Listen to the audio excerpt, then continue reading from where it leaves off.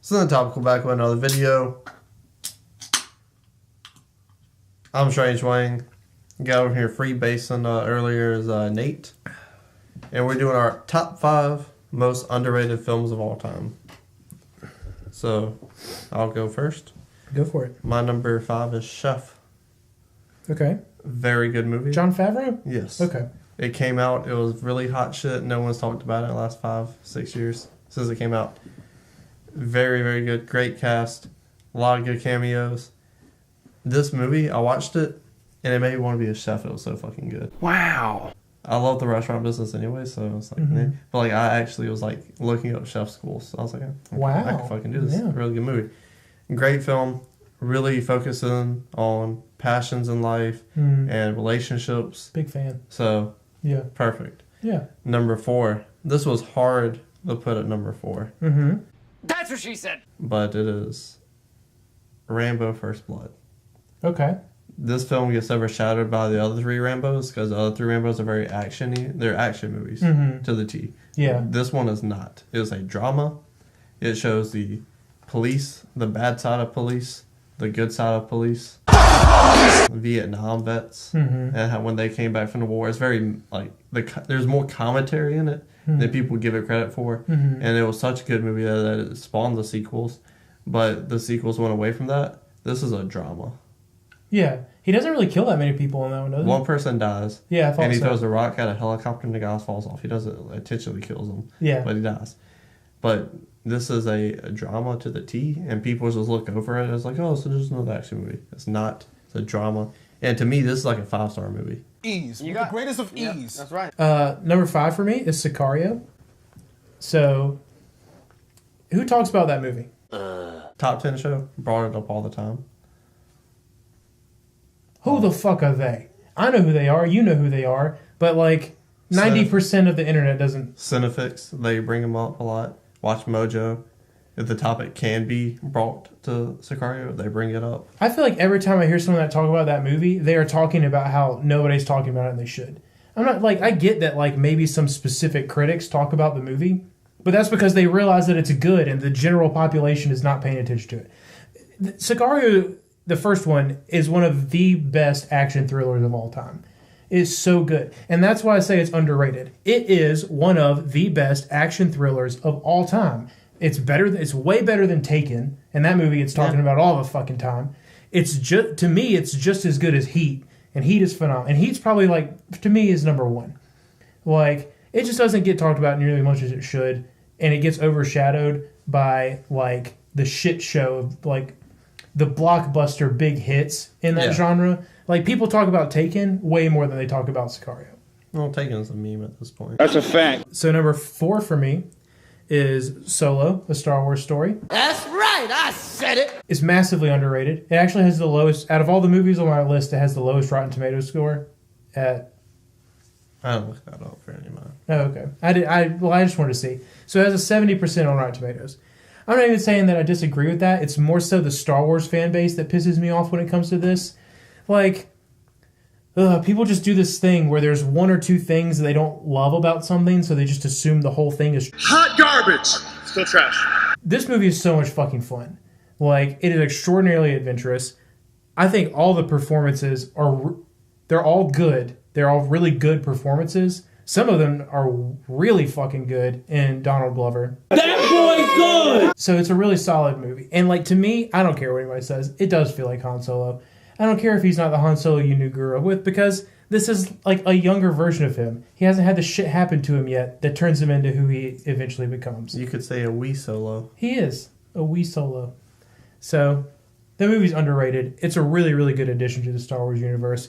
I don't like how he got his name. Like, I don't. And people can, like, you can hate that if you want, but just because you don't like the fact that an Imperial soldier gave Han Solo the name Solo because he was by himself doesn't make the whole movie bad, and you can get over it. What else? My number 4, 3. My number 3 is going to be, surprisingly, at number 3, Short Term 12. This, I mean, we clearly disagree on Sicario. This, nobody fucking talks about. Yeah, nobody talks about that movie. I found this movie, and I don't remember where I found it at, but I saw it and something led it to me on YouTube, and then I was like, oh, it was the rap scene in general with Lakeith Stanfield. Yeah. Yeah, so good. And I was like, dude, I love rap music. I don't like a lot of things in this world, but that's one of them. So I was like, I gotta check this movie out. So Amazon, house, watched it. Holy crap. You guys need to watch this. You need to watch it. I had like 4 people watch this. Yeah. You know? And I've never heard this movie brought up by anybody else. Yeah. Lee, English, motherfucker, do you speak it? what's that bitch name? Brie Larson? Yeah, she's in it. Don't call her a bitch. She's great. You forgot Rami Malek. Yeah, Rami Malek's in it. Check this movie out. It's very emotional. It pull on your heartstrings. Yeah, it's so good. Every emotion you can think of is in this. You're scared, you're happy, you're crying. Every emotion's in this movie. It gets you genuinely concerned for fictional characters. Yeah. Like, And this is not on your list. so on my original list, it was actually number 3 on my original list by switching things up. I had like 6 movies that were battling for number 5, and it was one of those movies. So I don't want you to feel like I forgot about it. I love that movie, and it is massively underrated. Go watch Short Term 12.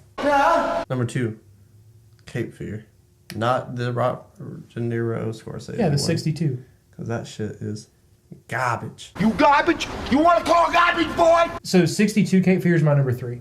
Word. Yeah. So Robert Mitchum, one of my favorite actors of that time period. Mm-hmm. You got Gregory Peck. One of my favorite actors from that time. Yes. You can check out our review of this coming up tomorrow. I'll be there somewhere later. But this film is so good because we both have 2 totally different outlooks on this thing. Yeah. Because You like pulling for the bad guy. Yeah. So I love this film because the writing is phenomenal. The story makes sense. It's genuinely like suspenseful, and it does put you on the edge of your seat. But the reason why I like it because Robert Mitchum, he is so charismatic, and so he's such a good fucking actor. You believe him. You believe he's this like terrible person. But because he's so charismatic, I root for him in the movie, even though I shouldn't. And I think that's why he's such a that. I think that's why I love the movie so much because his acting is so good that I can't be like, I like this guy even though I shouldn't. And that's the joy I have in the film. Sure. So what I love about the movie is Gregory Peck's character in that he's so Mr. Rogers. Like, just the stand-up guy. Like, we need more people like that in this world. I said in the review, when your most famous role is being one of the Atticus nicest... Finch. Yeah, one of the nicest person in the world, you're going to knock it out of the park every time. Yeah, he's so great at playing that character. And maybe he was like that in real life. I don't know. But I love Gregory Peck's character. So Probably did coke in real this is life. an underrated list. So the reason that I think we both say it's underrated, well, is A, because nobody ever talks about the original one. Yeah. And B, for some reason, people still bring up the Scorsese one, which is such a disappointment from Scorsese. I agree with you. De Niro is not a good fit for a Southern character. Period. I don't care if he's a good guy, a bad guy. De Niro doesn't need to play Southern. It doesn't work. Not at all. He tried to put too much extra shit with like the family drama and all that kind of stuff. It just didn't work. In the original, his family is just wholesome to the core, just like him as a character. And I understand that maybe that doesn't exist in people's eyes nowadays, but it makes the contrast between the 2 characters. So basically, the 62 version went with contrast, and the remake went with blurred lines. Yeah. And the contrasted version just works so much better to me. I have just such a strong sense of justice. I love seeing evil people get their comeuppance. The 62 version of Cape Fear is super underrated. Watch it. If you haven't seen either of them, go watch the original first, and then maybe just don't ever watch the other one. Facts! My number 1 and my number 2 are not going to be on your list, and I'm okay with that. They're not severely underrated, but to me, they are way underrated. Okay. So number 2 on my list is Coco, the Pixar film. All right. Time. But, not to me. All right, here's my thing. I've watched a lot of people's rankings of Pixar movies lately, and it is, consistently in the bottom half, and it drives me fucking crazy. That movie is phenomenal. It is. I can't remember where it was on my Pixar list, but it was number 1, good. Inside Out and Coco are the 2 best Pixar movies. And I think that you can hold them next to each other and they're fine if you have a personal preference, whatever. I mean, Toy Story's probably thrown in there. I think that's your clear top 3. Sure, that's fine. But like, as far as the importance of these films and what they're speaking into and what they're dealing with, Coco and Inside Out. Toy Story, they all have great messages. Pixar is great at putting good messages in their films. But what Inside Out and Coco are talking about are top notch, and they're things that need to be addressed more in society and things we need to let children know that it's okay to feel and talk about. Okay? Outside of just the message itself, it is a beautiful movie. Like, the visuals and colors in that movie are absolutely amazing. It's extraordinarily well written. It's extraordinarily well voice acted. It's super original. Like, that movie is phenomenal. It's so good. And people put WALL-E higher on their list than Coco. And it drives me insane. Like, it drives me fucking crazy. Really? Yes. Couldn't tell. There are so many lists where WALL-E was higher than Coco. And, like, so that's why I put it on my list. Because I did some research and looked at, like, and, like Rotten Tomatoes, IMDb, like, you know, like, websites that have actually valid lists. And they have it higher than these things. And it just blows my mind, and I can't stand it. Because that movie is beautiful in every way. Visually, emotionally, like, even spiritually on a level. So, Coco's great. And it's, to me, the best Pixar movie. All right. My number 1 is my favorite film of all time. This director has only made 2 films. One very bad, one very good. Which this one is A Bronx Tale. Oh, okay. This is underrated because I agree. It's a mixture of films. It's a coming-of-age story, which is what I related to. It's a mob film, which I obviously didn't relate to because... But you want to. Mobsters aren't around anymore. Like, Well, not in the way that they were then. yeah. Yeah. So, but you have, like, the Robert Mitchum, Gregory Peck thing. Mm-hmm. You have good and evil, and they're both raising this kid, and he's very confused. And that's how I grew up. Yeah. I had someone in my life, I looked up to him more than I looked up to my actual parent, who was, like, very, like, hey, you should do this, like, right. That told me right versus wrong. And this guy was like, yeah, it's wrong. But if you can get away with it, go ahead and do it. Like, dude's a shyster. Yeah. Love him to death. Like, without me, without him, there's no Strange Wang. Mm. But dude's a shyster. I love him. And, like, a lot of him in me, you know what I'm saying? Mm-hmm. But there's gets to a certain point where you're like, well, I know I shouldn't do this, but, you know? So, like, the battle inside of him, I really relate to. And obviously, Robert De Niro, one of the best actors of all time. Yeah, he's great. It's a mob movie. One of my favorite genres of all time. Coming of age. My favorite genre of all time. Mm. And the dialogue's great. Everything in this movie is phenomenal.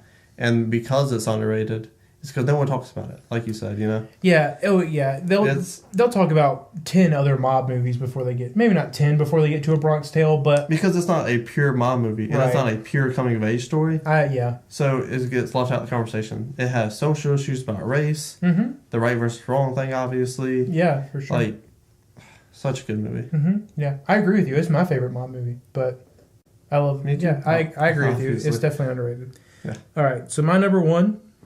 I'm saying is underrated for one reason and one reason only. And that's because it is the real fucking best picture of 2016. And it's La La Land.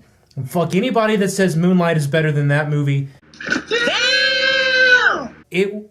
20 years from now, nobody's going to fucking talk about Moonlight. You done? What a weirdo. This is topical. Tell me your most underrated movie down in the comment section below. Like, comment, and subscribe.